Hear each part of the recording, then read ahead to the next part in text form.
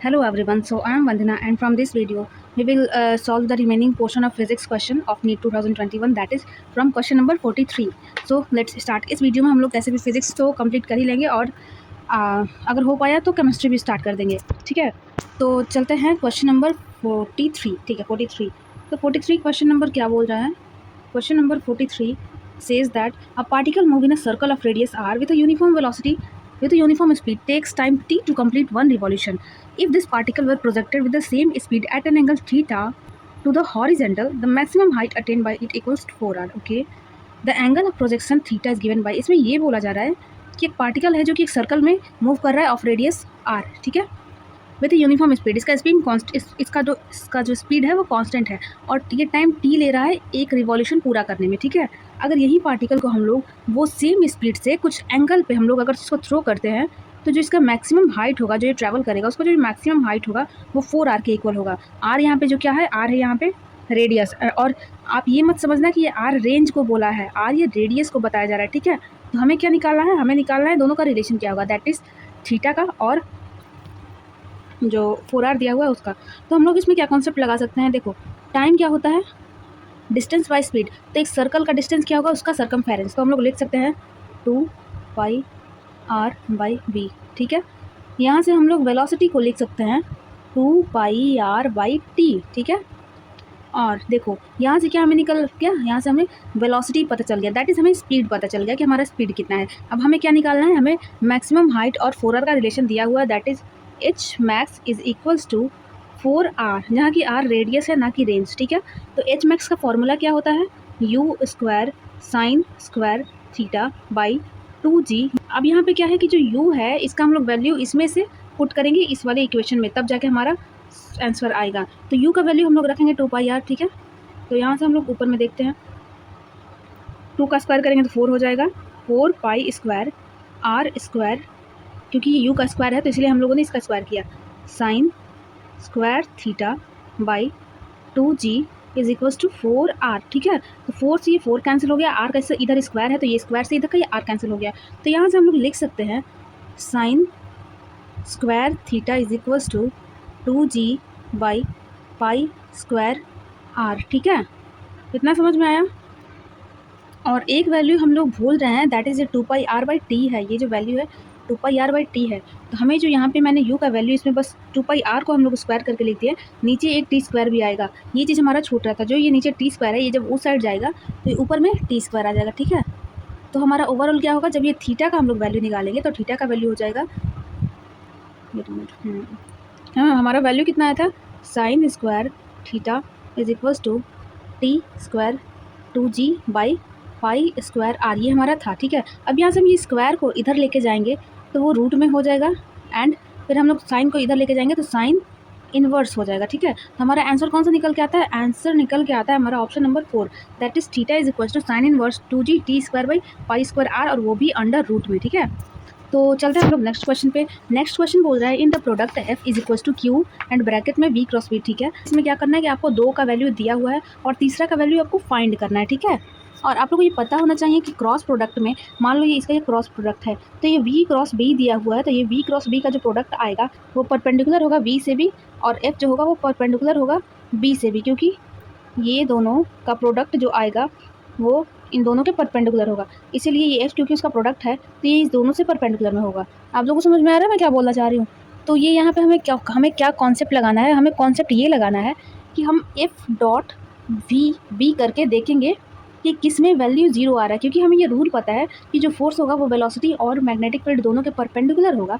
तो अगर हम लोग उसका डॉट प्रोडक्ट करते हैं तो उसका डॉट प्रोडक्ट 0 आना चाहिए, और जिसमें 0 नहीं आएगा वो इसका करेक्ट आंसर हो जाएगा, दैट इज ऑप्शन नंबर 2। आपको बस यहाँ पे बता दे रही हूँ रूल क्या है कि किस हिसाब से क्वेश्चन सॉल्व होना है।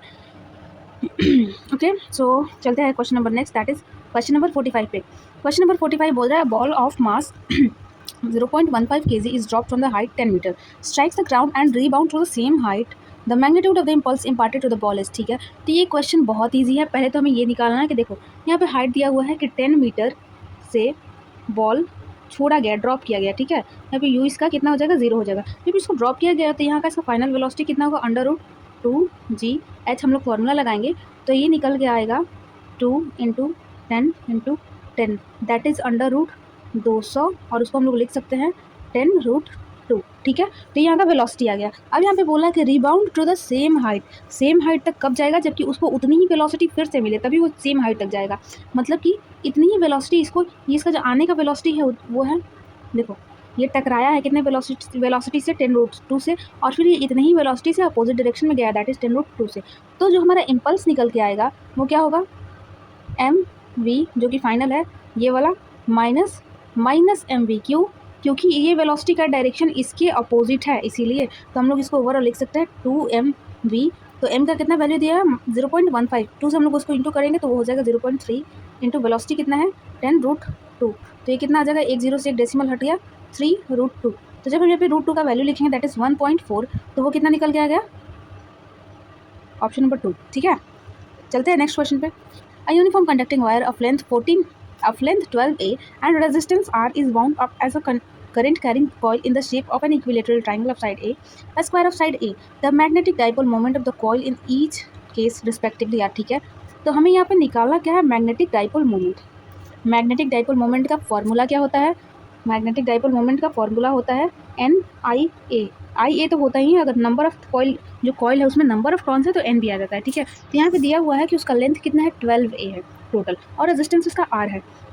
अगर उसको हम लोग फर्स्ट केस के लिए देखें that is an equilateral triangle of side A, तो हम यहाँ पे बना लेते हैं। तो इसका टोटल 3 साइड है और एक साइड हमें A दिया हुआ है, ठीक है। तो ये ओवरऑल अगर हम लोग इसका देखें तो ये 3A हो गया, और कितना टोटल लेंथ है 12A। तो ये कितना बार घूमना पड़ेगा, तो उसको हम लोग आराम से निकाल सकते हैं 12A/3A दैट इज़ 4, मतलब कि इसको 4 राउंड घूमना पड़ेगा। तो यहाँ पे हमारा N निकल के कितना आ गया 4, ठीक है। और पूछा क्या है यहाँ पे, मैग्नेटिक डाइपोल मोमेंट। तो आप लोग को इक्विलेटरल ट्राइंगल का एरिया का फॉर्मूला याद होगा, दैट इज √3A²/4। हम यहाँ पे जब फॉर्मूला लगाएंगे तो magnetic dipole moment is equals to N कितना है 4 इंटू, क्योंकि आई का वैल्यू नहीं दिया हुआ तो हम लोग डायरेक्टली आई लिखेंगे, इंटू फॉर्मूला उसका क्या होता है √3 साइड का स्क्वायर दैट इज A²/4। तो ये 4 से 4 कैंसिल हो गया, तो ये इसका वैल्यू कितना निकल के आ रहा है, ये √3IA²। हमें नेक्स्ट भी चेक कर लेते हैं, वैसे तो हमारा एक आंसर आ चुका है, लेकिन हम स्क्वायर का भी देख लेते हैं ताकि आपका कॉन्सेप्ट क्लियर हो जाए। तो हम लोग अगर स्क्वायर का देखते हैं तो स्क्वायर का एक बार में कितना साइड है, 4 साइड है और एक साइड A है, ठीक है। तो यहाँ पे हम लोग 12A/4A करेंगे तो ये कितना आ रहा है 3 आ रहा है, मतलब कि नंबर ऑफ टर्न्स कितने हैं 3 हैं। तो यहाँ पे N का वैल्यू 3 है, इंटू आई इंटू एरिया क्या होता है स्क्वायर का A², तो हम यहाँ पे A² लिखेंगे, ठीक है। तो यहाँ से निकल के आ गया 3IA², ये ऑप्शन नंबर 1 में मैच कर रहा है। चलो चलते हैं नेक्स्ट क्वेश्चन पे। Question number 47। 27 drops of same size are charged at 220 volt each. They combine to form a bigger drop. Calculate the potential of bigger drop. वैसे तो ये क्वेश्चन डायरेक्टली हो सकता है, जिसका फॉर्मूला होता है bigger drop is equals to smaller, जो जितना नंबर है उसका वैल्यू में over power 2/3 into smaller drop का पोटेंशियल। तो यहाँ पे नंबर कितना है 27, तो 27 का पावर 2/3 इंटू एक का पोटेंशियल कितना है 220, तो 27 का पावर 2/3। तो देखो अब इसको सॉल्व कैसे करते हैं। यहाँ पे 1/3 को अंदर रख ले एंड 2 को बाहर रख ले, तो 1/3 क्या है क्यूब रूट है, ठीक है। जब क्यूब रूट है तो 27 का क्यूब रूट कितना होता है 3 होता है, और 3 का जब हम लोग स्क्वायर करेंगे तो वो 9 हो जाएगा। यहाँ पे 9 इंटू 220 हो गया, और इसको हम लोग सॉल्व करके निकाल लेते हैं तो हमारा कितना आंसर आएगा, हमारा आंसर आएगा 1980। अब इसको करने का एक और तरीका है, और वो क्या है, वो फॉर्मूला तो यही निकल के आएगा, लेकिन वो हम बताते हैं कि वो स्टार्टिंग से किया कैसे जाता है, उसका प्रोसेस क्या होता है। तो देखो जो बड़ा वाला स्फीयर है उसका जो रेडियस होगा वो छोटे वाले स्फीयर के 1/3 टाइम्स ऑफ होगा। देखो ऐसा कैसे, जो बड़ा वाला स्फीयर है उसका वॉल्यूम है, उसका वॉल्यूम कितना होगा 4/3 पाई एंड कैपिटल आर का क्यूब, और जो छोटा वाला स्क्वायर है उसका क्या होगा 4/3 पाई स्मॉल आर क्यूब। और क्योंकि n टाइम्स जो छोटा वाला ड्रॉप है वो मिलके एक बड़ा वाला ड्रॉप बन रहा है, तो हम यहाँ पे n से इंटू करेंगे तो 4/3 पाई दोनों साइड कैंसिल हो गया। यहाँ से अगर हम लोग क्यूब रूट को दोनों साइड में हटाएंगे तो हमारा निकल के आएगा capital R equals to n का पावर 1/3 एंड स्मॉल r, ठीक है। तो ये हो गया R का वैल्यू। अब यहाँ से हमें V का वैल्यू निकालना है, तो पोटेंशियल का फॉर्मूला क्या होता है KQ/R। यहाँ से हम लोग निकालेंगे V का रेडिएशन, दैट इज देखो Q जो बड़ा वाला का जो चार्ज है वो कितना होगा, स्मॉलर वन को हम सब मिला के बड़ा वाला का निकलता है, दैट इज NQ, ठीक है। और R का वैल्यू निकल के आया N का पावर 1/3 स्मॉलर, ठीक है। तो यहाँ पे हम लोग लिखेंगे V big by V small is equals to K and NQ by जो कैपिटल R है इसका वैल्यू है N 1/3 small r by smaller का क्या होगा के क्यू बाई आर, ठीक है। तो ये आर से आर कैंसिल हुआ, क्यू से क्यू कैंसिल हुआ, के से के कैंसिल हुआ। तो यहाँ का एन का पावर है 1/3, ये जब ऊपर जाएगा तो माइनस में 1/3 हो जाएगा। तो एन का पावर 1 - 1/3 दैट इज एन का पावर 2/3। वहाँ से हम रिलेशन ये निकालें। चलो तो चलते हैं नेक्स्ट क्वेश्चन पे। Question number 48। ये क्वेश्चन ईजी है लेकिन लेंदी है, ठीक है। तो ये भी सॉल्व हो जाएगा। इसमें क्या बोल रहा है, a uniform rod of mass a uniform rod of length 200 cm and mass 500 gram is balanced on a wedge placed at 40 cm mark. A balance of 2 kg is suspended from the rod at 20 cm and another unknown mass m is suspended from the rod at 160 cm mark on the shown in the figure. Find the value of m such that the rod is in equilibrium. हमें क्या पूछा, हमें ये पूछा है कि जो मास है इसका वैल्यू कितना होगा कि ये रॉड इक्विलिब्रियम पर रहे, ना ही ये ऊपर जाए या ना ही ये नीचे आए, ये इक्विलिब्रियम पर है, ठीक है। तो हमें ये बताना है। तो इसमें हम लोग क्या करेंगे, इसमें हम लोग को टॉर्क बैलेंस करना है। तो टॉर्क के लिए देखो ये कितना डिस्टेंस हो गया, ये डिस्टेंस हो गया 20 सेंटीमीटर और हमें यूनिट का ध्यान दे के चलना है। और क्योंकि ओवरऑल लेंथ कितना है 200 है एंड ये 160 है, तो इसमें से हम लोग ये 40 माइनस करेंगे तो ये निकल के आएगा 120 सेंटीमीटर, ठीक है। हमें इसमें क्या करना रहता है, कोई एक साइड टॉर्क जीरो करके मतलब उसको ओरिजिन मान के और उसके पास में देखना होता है। तो अगर हम लोग फुलक्रम के पास जीरो मानते हैं तो जो एंटी क्लॉकवाइज में जो टॉर्क लग रहा है और जो क्लॉकवाइज में टॉर्क लग रहा है वो दोनों को हम लोग को इक्वल करना है, क्योंकि दोनों अपोजिट साइड में है। मान लो ये फुलक्रम है और इस पर फोर्स इस साइड लग रहा है, इस पर फोर्स इस साइड लग रहा है, तो ये दोनों एक दूसरे को सपोज कर रहे हैं, मतलब ये एक दूसरे को सपोर्ट कर रहे हैं। अगर यहीं इधर से इधर फोर्स लग रहा है और ये ऊपर ना लग के ये भी नीचे लगे तो ये एक दूसरे को ये अपोज कर रहे हैं, ना कि सपोर्ट कर रहे हैं, ठीक है। तो हमें क्या करना है, टॉर्क इक्वल करना है। तो टॉर्क एंटी क्लॉक में ये हमारा डिस्टेंस निकल के आया था 20, ये डिस्टेंस निकल के आया था 120 सेंटीमीटर, ठीक है। तो ये डिस्टेंस 60 हो जाएगा, जहाँ से 0.5 का जो मास है ब्लॉक का उस पर फोर्स लगेगा नीचे के साइड पे, दैट इज़ 5 कैसे मैंने कर दिया, क्योंकि देखो 500 ग्राम है तो इसको हम लोग किलोग्राम में करेंगे तो 0.5 हो जाएगा, लेकिन नीचे एक ग्रेविटी लगती है तो फोर्स निकालने के लिए हम लोग 5g करेंगे, 0.5 जी तो वो 5 हो जाएगा। 5 × 60 प्लस कितना हो गया इधर mg × 120, तो यहाँ से 400 माइनस 300 इक्वल्स टू ये 300 कैसे हुआ, ये यहाँ पे 60 है और ये 5 है तो 6 5 × 30 तो ऐसे हुआ इज इक्वल्स टू 120 mg, ठीक है। तो यहाँ से निकल के आ गया 100 इज इक्वल्स टू 120 mg। तो यहाँ से g एक वैल्यू 0 यहाँ पे आ गया, m 2 0 से 2 0 कैंसिल हो गया, तो यहाँ से m कितना निकल के आ रहा है 1/12 1/12 दिख रहा है ऑप्शन में, हाँ 1/12, हाँ ऑप्शन नंबर 4 हमारा ऑप्शन नंबर 4 हो जाएगा करेक्ट आंसर। चलते हैं नेक्स्ट क्वेश्चन पे, question number 49। From a circular ring of mass m and radius r, an arc corresponding to a 90-degree sector is removed. The moment of inertia of the remaining part of the ring about an axis passing through the center of the ring and perpendicular to the plane of the ring is k times mr square. Then the value of k is, ठीक है। तो एक circular ring है में mass का and radius इसका r है and r corresponding to 90 degree, ठीक है। 90 डिग्री इतना हम लोग ये वाला पार्ट निकाल देते हैं, तो इसका कैसा बन जाएगा, ये ऐसा ये हो जाएगा, ठीक है।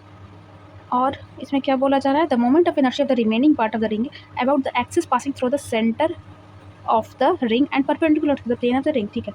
तो वो k टाइम्स है mr स्क्वायर का, तो इसका मोमेंट ऑफ इनर्शिया कितना हो जाएगा mr स्क्वायर, सेंटर से अगर हम लोग देखें तो mr स्क्वायर हो जाएगा। और जब हम लोग उसमें से ये 1/4 हिस्सा निकाल दिए हैं तो इसका मास कितना बच जाएगा, देखो m/4 हिस्सा निकल गया, क्योंकि ये 90 डिग्री निकला है, 360 डिग्री टोटल होता है एक रिंग का, जिसमें से कि 1/4 पार्ट दैट इज़ 90 डिग्री का हम लोग मास निकाल दिए हैं। तो m/4 जब हम लोग का निकल गया तो बचा कितना 3m/4, तो इसका मोमेंट ऑफ इनर्शिया कितना हो जाएगा 3m/4 r स्क्वायर।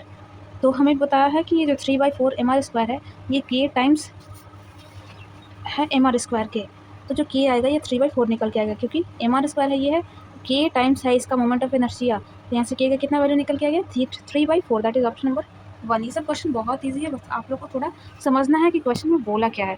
तो चलते हैं लास्ट क्वेश्चन, फिजिक्स का लास्ट क्वेश्चन पे, और ये क्वेश्चन बहुत ईजी है। The step down transformer is connected to an AC main supply of 220 volt is made to operate at 11 volt 44 watt lamp, ठीक है। Ignoring power loss in the transformer what is the current in the primary coil. यहाँ पे बोला कि power का कुछ loss नहीं होना, ठीक है। तो हमें V प्राइमरी दिया हुआ है, तो हमें यहाँ पे V प्राइमरी दिया हुआ है, V प्राइमरी कितना है 220 वोल्ट, और V यहाँ का सेकेंडरी कितना है 11 वोल्ट, ठीक है। और हमें यहाँ का पावर भी दिया हुआ है, तो यहाँ से अगर हम लोग करंट निकालें तो करंट का वैल्यू कितना होगा P/V, तो वो कितना निकल के आ गया 44/11 दैट इज़ 4। तो हमारा सेकेंडरी में करंट का कितना वैल्यू है 4 है। और हम ये रिलेशन जानते हैं कि VP/VS is equals to IS/IP। यहाँ से VP दिया हुआ है 220, VS दिया हुआ है 11, तो हम लोग लिखते हैं 220/11 इज इक्वल्स टू IS कितना हमारा निकल के आया 4 और IP हमें निकालना है। तो ये कितना हो जाएगा 4 5 ज़ा 20 55, ठीक है। 11 से 5 कितने 55 कितने बार में 5 टाइम्स में जाएगा। I0 is equals to 1/5 that is 0.2। 0.2 का है ऑप्शन नंबर 1। तो यहाँ से हमारा फिजिक्स का टोटल क्वेश्चन कंप्लीट होते हैं। और नेक्स्ट वीडियो में, क्योंकि मैं वीडियो को शॉर्ट रखना चाहती हूँ ताकि आप लोग ईजिली उसको देख सके, कोई बॉडी ना लेके रहें, तो इसीलिए अब हम लोग नेक्स्ट वीडियो में केमिस्ट्री सेक्शन सॉल्व करेंगे। और हम लोग पूरा कोशिश करेंगे कि वो नहीं तो एक वीडियो में, नहीं तो ज़्यादा से ज़्यादा 2 वीडियो में कंप्लीट कर ले, ठीक है।